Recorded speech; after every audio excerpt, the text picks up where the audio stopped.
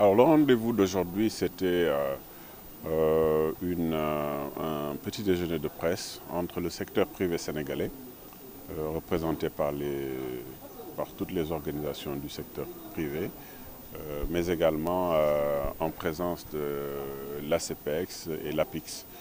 L'objectif étant une rencontre du commissariat général avec la presse, commissariat général du Sénégal pour l'Expo universelle. Alors cette rencontre, elle est hautement importante parce que vous savez, le Sénégal va vers le rendez-vous économique le plus important de l'histoire, avec 30 millions de visiteurs, 192 pays. Tous les secteurs privés du monde entier vont se retrouver à Dubaï. Au-delà de cela, 80% des chefs d'État du monde entier, pendant les 6 mois, vont se retrouver à Dubaï. Le Sénégal y est très bien représenté. Au centre de l'Expo, le Sénégal a le pavillon le plus proche du centre de l'Expo, un pavillon avec beaucoup de réalité virtuelle, des vidéos promotionnelles qui montrent un peu l'aspect investissement qui se fera au niveau du Sénégal, mais également les moteurs d'exportation. Que produit le Sénégal dans le secteur de la pêche, dans le secteur de l'agriculture, dans le secteur de l'agroalimentaire, dans le secteur des mines, dans le secteur des TIC et téléservices, dans le secteur de l'artisanat, etc. L'ensemble de ces éléments va être montré au plus haut niveau au Sénégal par le secteur privé et les institutionnels. Au-delà de ça, faut savoir que ce sera un rendez-vous exceptionnel. Le Sénégal va fêter, va organiser sa journée nationale le 13 octobre, présidée par le chef de l'État, le président Macky Sall.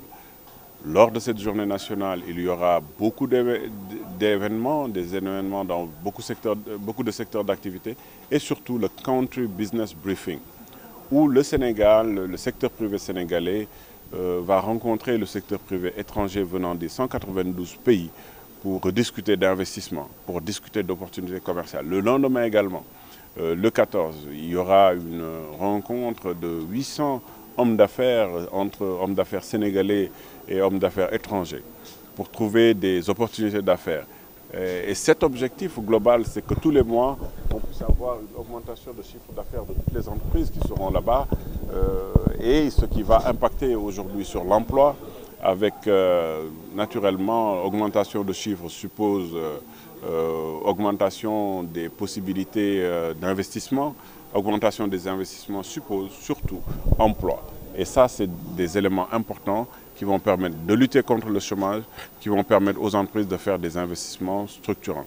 Pendant les 6 mois également, retenir que chaque semaine, il y aura donc une partie thématique. Un ministère avec son secteur privé va venir gérer le pavillon, mais surtout travailler avec le secteur privé étranger. Alors, l'exposition universelle d'abord, les grandes lignes, c'est la thématique.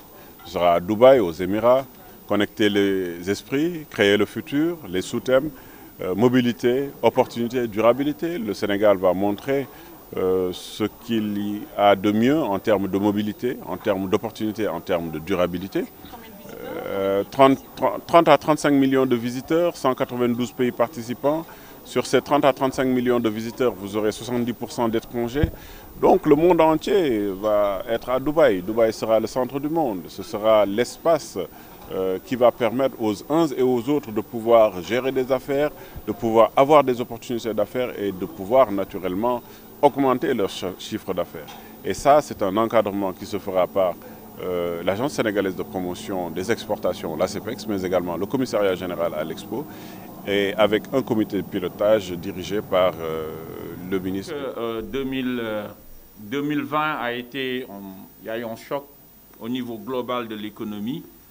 Mais si vous regardez, les derniers chiffres montrent que certains pays aujourd'hui sont en train de reprendre. Et je pense que par exemple, le DG avait illustré pour le cas de Dubaï, qui a été un pays qui a été résilient et qui a eu plus de touristes même prévu. Donc il y a des possibilités aujourd'hui avec la reprise, ce qu'on est en train de voir. Il y a des pays qui sont devenus encore des émetteurs et qui cherchent d'autres destinations beaucoup plus sûres et beaucoup plus proches. Et il y a de plus en plus un nouveau concept qui ressort après le choc de Covid, c'est ce qu'on appelle les investissements de proximité.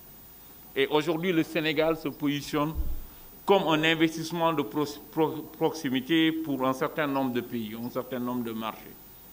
Et si vous regardez les derniers chiffres de CNUSED, c'était un peu le paradoxe. Le Sénégal était un des rares pays au monde où la croissance, on a une croissance des idées. Il n'y a pas eu une inflexion des idées. De façon globale, il y a eu une baisse des investissements privés dans le pays, du fait qu'au niveau interne, mais si vous regardez sur les investissements directs étrangers, le trend était en croissance. Donc ça, c'est un bon signal que le Sénégal donne au marché. Et aujourd'hui, les projets sur lesquels on a préparé, les premières appétences qu'on a des investisseurs des gens qui sont intéressés, nous montrent qu'aujourd'hui, c'est possible de rencontrer les gens. Et je pense même les promoteurs privés avec lesquels on a commencé à travailler, certains ont déjà préidentifié des rendez-vous. Donc, nous y allons en disant que c'est possible parce qu'aujourd'hui, le capital, il est circulant, il cherche où se poser et nous pensons que le Sénégal est un bon espace pour se poser et nous allons le faire valoir à Dubaï.